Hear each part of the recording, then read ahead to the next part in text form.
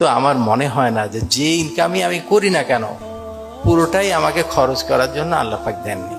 আমার কাছে এরকম মনে হয়। দলিল কি? দলিল হলো এরকম, মানুষের মালিক আল্লাহ পাক। সূরা নাসে আমরা পড়ছি, আমরা আল্লাহ পাকের কাছে আশ্রয় চাচ্ছি, কুল আউযু বিরাব্বিন নাস, মানুষের রবের কাছে আশ্রয় করছি, মানুষের মালিকের কাছে আশ্রয়, মানুষের ইলাহের কাছে আশ্রয়। মানুষের মালিক আল্লাহ পাক। দুনিয়াতে দেখেন, আপনি যদি 10টা গরুর মালিক হন, যে গরু থেকে যা উৎপাদন হয় কে ভোগ করে? উৎপাদনকারী ভোগ করে না। গরু ধরে অনেক লিটার দুধ দিল, গরু কিন্তু সেই দুধের দাম যে বিক্রি করে যেটা হলো সেটা কিন্তু গরু ভোগ করে না, মালিক ভোগ করে। আপনি যদি একটা গাড়ির মালিক, গাড়ি থেকে যা উৎপাদন হয় গাড়ি কিন্তু ভোগ করে না, ভোগ করে মালিক ভোগ, রাইট? তাহলে আমার মালিক যদি আল্লাহ পাক হয়ে থাকে, তাহলে আমার থেকে যা উৎপাদন হবে তা ভোগ করবেন আল্লাহ পাক। আমি কতটুকু ভোগ করব? যেটুকু আমার খাওয়া পরা এবং চলার জন্য প্রয়োজন সেটুকু ভোগ করব। যেটুকু গরু ভোগ করে থাকে, গরু কতটুকু ভোগ করে?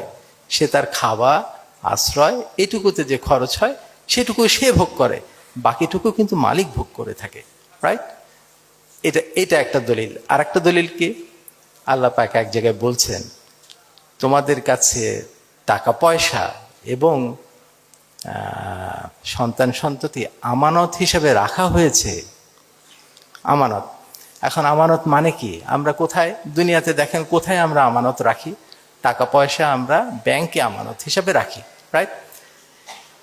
ধরেন ইসলামী ব্যাংকে অনেক কোটি কোটি টাকা রয়েছে, ইসলামী ব্যাংক কি মনে করে সেই টাকা তার? কোনো সময় মনে করে না। মনে করে এটা ক্লায়েন্টের, ক্লায়েন্ট যখন চাইবেন সেটা সব ফেরত দিতে হবে। ইসলামী ব্যাংক কিছু টাকা রাখেন, কতটুকু?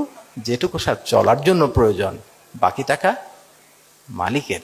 তো আল্লাহ পাক নিজে বলছেন, টাকা পয়সা আমার কাছে যেটা দিয়েছেন সেটা আমানত হিসেবে রেখেছেন, আমি শুধু সেইটুকুতে ওইটুকু খরচ করার অনুমতি দিয়েছেন যেটুকু মধ্যম পন্থায় আমার চলার জন্য প্রয়োজন, বিলাসিতা করার জন্য বলেননি।